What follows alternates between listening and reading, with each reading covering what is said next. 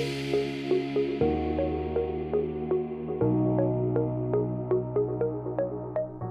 there. So today I'm going to talk about some human motivational theory. And we use these to help the people that are in our care to do their best work and get their best results. And even if you're not in a position of management today, someday you may be. So it's useful to understand these concepts. There are a number of motivational theories, but today I'm going to be focusing on MacGregor's theory X and theory Y because I think that they often get misinterpreted. Easiest way to remember them is theory X, bad, theory Y, as in why not, good. But that's grossly oversimplified.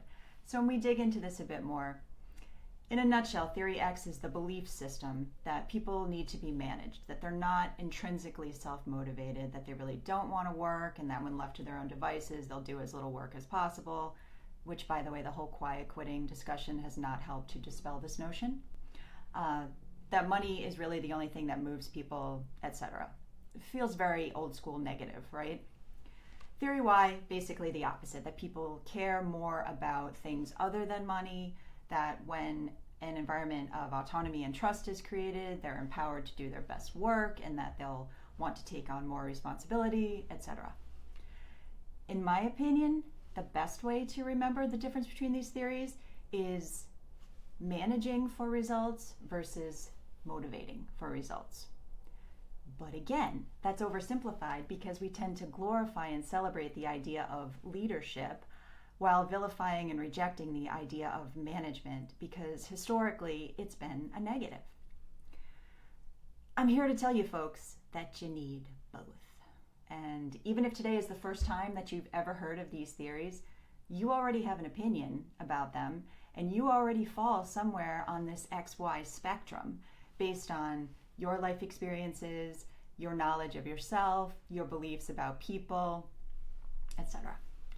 And spectrum is indeed a very useful way to think about these motivational theories. And I'll tell you that I've seen managers operating on the extremes, all negative or all positive, and they always fail.